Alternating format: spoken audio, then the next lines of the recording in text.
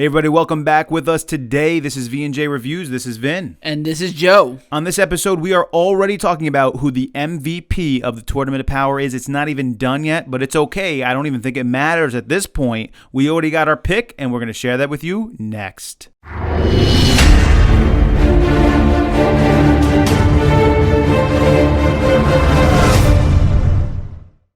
Many of you probably already have your thoughts on who we're going to pick for the MVP, especially after the last episode that we saw from Dragon Ball Super.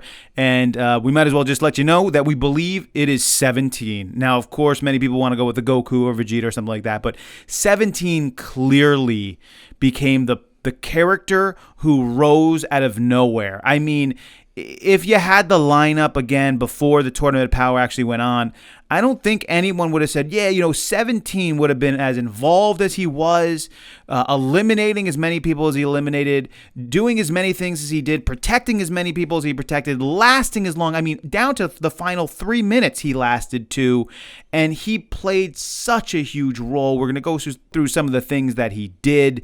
There's no doubt this is the guy who ended up becoming the most valuable player for this team. He might not be the strongest, we're not going to give him that title.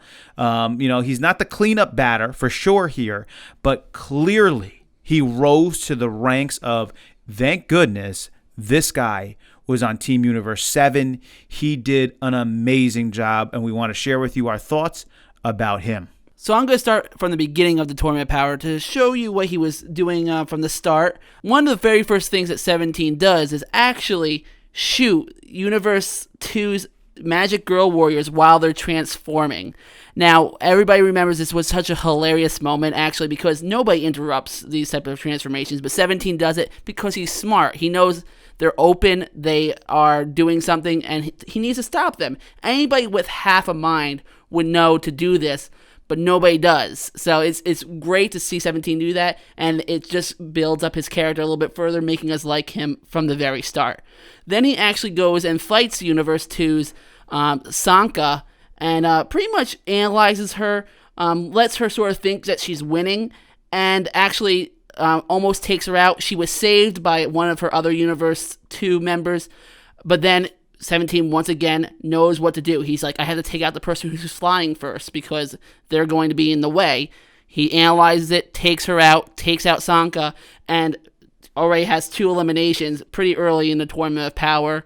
Then he starts fighting Ribian while Goku fights Rosie. And actually at one point he actually protects Goku with his shield while they're fighting. Once again, analyzing, thinking that Goku might be laying his guard down a little bit. He even tells him to not let his guard down because 17's in the battle here. He's keeping an eye on everybody. He's keeping an eye on what to do, and he is just everywhere. He's helping people. He's fighting people. He is what I would want to be if I was in this Tournament of Power for sure. Then we go in a little bit further into Tournament of Power, and once again, 17 is fighting Universe 2. He's helping protect Goku again because Goku at this time was a little bit weaker after fighting Jiren, and he needed some protection. 17 and 18 come in, and they start fighting Rosie and Ribian. And 17 actually takes out Rosie pretty easily. I would expect him to. He was definitely a much stronger match than her.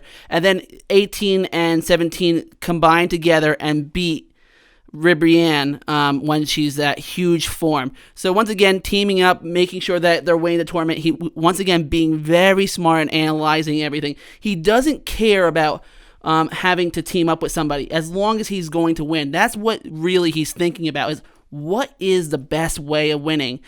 And he is really the best at this comparatively to everybody in the tournament. Then we continue on, is now Universe 3. They're having trouble with the bug guy, and he actually figures out that he's a bug and figures out a way to stop him. He uses his shield and then kicks him out. I mean, literally finding his weakness and getting him out of there. Too bad he didn't get him out before Piccolo fell. That was a little bit of a sad moment, but he did figure that out for everybody because they were having such a difficult time with it. And now comes the really big moment. This was a real tough one for everybody, was Anaraza. This guy was unbelievably strong.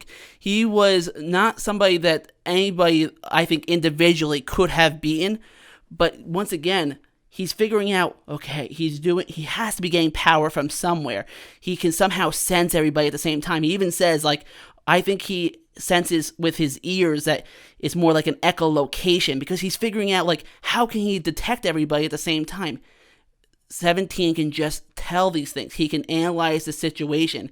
He then actually figures out that he can go through Anraz's attack his main, like, crystal core, and at that point, Anaraza lost his power, and the rest of them were able to take Anaraza out. If it wasn't for 17 being there, figuring out and analyzing this once again, they wouldn't have been able to maybe do this. I mean, 17 has been such an asset to Universe 7 here in multiple fights, figuring this out, finding the best way to take these guys out, and he just continues to do that even to the end. I never thought that 17 would be this big of a help to Universe 7 like this. And one of the great things about 17 is it doesn't matter who he's fighting. He's always going to do his best, even to the degree of those who are much, much stronger than him. And that brings us to really Topo and Jiren. He never backs down. He never stops trying to figure out, how can I take these people out? Even with Topo, there's a moment where he is just looking for the weakness in this guy. He's doing these attacks where he's like basically running around the guy. He's firing blast after blast, different types of blasts, different types of barriers. He's running away from Topo, hiding from Topo. Topo senses, like, I don't know, well, Topo doesn't really sense him, but Topo knew he was there. You know, he's just doing everything in his power to figure out what is the way that I can get through this person and take them out, no matter how strong they are, and end up finally bringing us to Jiren, where I think he proves himself. If this wasn't enough to make him the MVP, and this is enough to make him the MVP, this certainly is. Because at the end of the day, he becomes, I believe he's the only person who fully sacrificed himself. Now, I know there's no definite on this because we don't see his body, so maybe there is something there where he didn't fully sacrifice himself. I don't really know, but it seems like at this point, he completely gave up his life in the fight against Jiren. Before that happens, he becomes the first person to ever injure Jiren in a real way. He damaged him in the back because he realized when his defenses were down. In fact, even Goku said after that, because of what you did, you showed me how to fight Jiren, which is impressive in itself. So he damages him, and then he continues to fight with Jiren. He's not backing down. He puts up these barrier attacks. Goku and Vegeta are down and out. 17 realizes, he even states, I hope you guys had some time to get some strength back. And then as he's putting these barriers up, he knows it. 18 knows it. Everyone knows it. Goku knows it. Vegeta knows it. He's going to give up his life here. He puts a barrier around Goku and Vegeta, and as Jiren goes through, he essentially eliminates Jiren's attack with his own self-destructive attack to make sure that the two of them, Goku and Vegeta, can continue on fighting against Jiren. And I mean, man, what else is an MVP supposed to be made of? I mean, unbelievably ridiculous. Made it to the final 3 minutes. Gave up everything. This is the guy. He was the one who rose to the ranks of the most unexpected ever out of this tournament. How we expected things from Vegeta. We expected things from Goku. We expected things from Frieza. Never actually happened. He did some. Frieza had cool moments. I have to admit. I have to tell you though, he's disappointing at the end here. If we got to come up with the one who didn't meet expectations, if we have an episode on that, I mean, Frieza might be my vote on that one. They missed the boat with this guy, but 17, man, he did it. He rose to those ranks. I think we got to call it already. I mean, clearly, we're going to have Goku going back in UI and stuff like that. And Vegeta did, reach a new blue level. That's awesome. Yeah. But 17 was the guy who basically went beyond any expectations that anyone could possibly have for a fighter. And a lot of respect from us, and it's kind of too bad that there was a self-destruction that went on there, because they got to bring 17 back somehow. Because this guy needs to be a part of some more things, just like this character a lot. Now for some side notes outside the Tournament of Power. One, if there was a character, like I said before, that I could maybe be in this Tournament of Power, I would actually want to be 17. Would love to be that guy who is analyzing it, figuring out what to do, and being the person who's really playing this game correctly. Like, that's what he's doing. He knows that this is a game. He even hits Frieza with a rock to make sure that he stays in bounds. Like, this guy is playing the game. And then some other things I was, like, also wondering about, because of how strong he is, just, like, go back to maybe where it was a Battle of God arc, and he was maybe there with everybody at the party. If he fought Beerus, would he have been able to actually fight Beerus a little bit? Because he seems to be strong enough to be able to do stuff like that. It makes like me wonder about, like, was he actually the strongest? At one point during in the beginning of Dragon Ball Super, he could have been the strongest. So once again, 17 just amazes me with all these thoughts about him and what he could be and what he did do. And I definitely think they're going to bring him back. I mean, this is Dragon Ball Super, where they have the Dragon Balls and they're easily can bring people back. I'm pretty sure that Bulma's going to pay for his cruise. I mean, if there was anything I didn't like, that stupid wish. I mean, when he said the wish was the cruise, I was like, come on, 17. I mean, Bulma can fulfill that wish for you. You don't need Super Dragon Balls for that.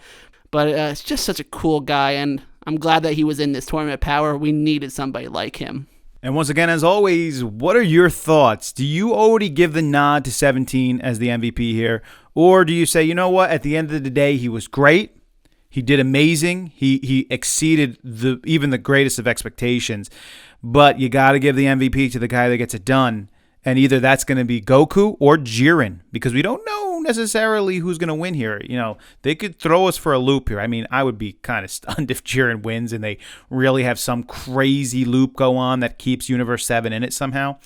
But, you know, if Goku ends up winning at the end of the day, you just got to give him the MVP. What are your thoughts on that? Or do you think 17, you know what?